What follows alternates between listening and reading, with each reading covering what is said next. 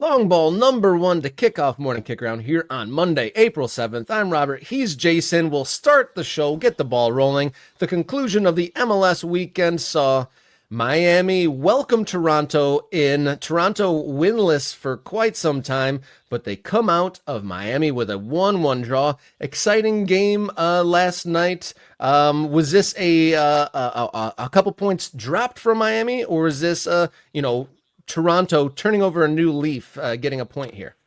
I mean, Toronto still didn't have a win, and it's hard to win in Major League Soccer on the road. We have to acknowledge that.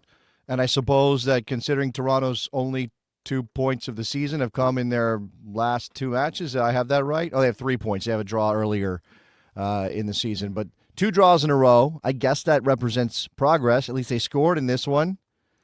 Although, again, I thought Bernadeschi. Look, Bernardeschi wants to make things happen. He is a fireball of a player. I like watching him play. They just don't have the support around him to make Toronto good enough to be anything close to a contender. It's one of those situations like maybe we need to do a list, Robert. We need to do a segment on the show. Players you feel most sorry for in Major League Soccer. And he might be number 2 because there's a guy in D.C. who's probably suffering a little bit more right now. Maybe we'll talk about him in the context of coaches later in the show, but Federico Bernardeschi, he's not at least I know he was vaping in the locker room per those reports a couple years back. He doesn't seem to be the problem for Toronto right now. He's not the guy that you point to and go, that's why they're struggling. Insigne wasn't bad either. I mean, he actually set up Bernadeschi for the goal. So I was going to say, we're going to make a list, top 3 all-time disinterested players of MLS history.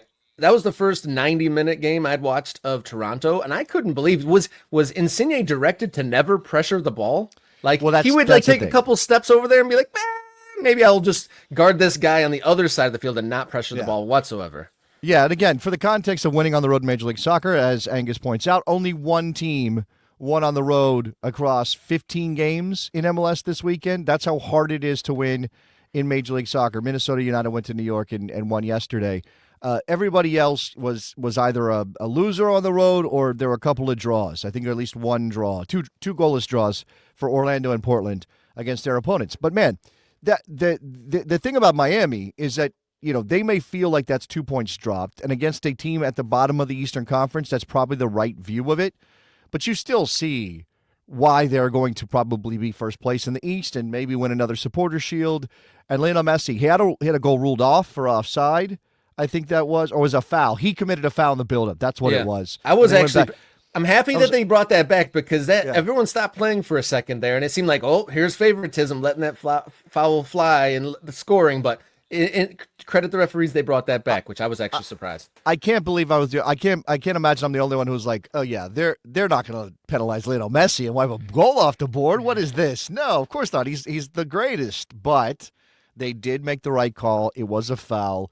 But otherwise, I mean, the trigger on the goal that he did score, the ability to fire that on target, bouncing the way it did. I mean, that ball was fired into him. I don't know who the assist was. I have to go back and check that. Segovia. It was Segovia that fires him the ball at the top of the box. And I think it was like a 95-mile-an-hour fastball, and Messi just handles it and scores a lovely goal. And, Inter Miami can feel disappointed, Rob, but I think that otherwise it was the kind of showing that still makes you believe they are the best team in the Eastern Conference.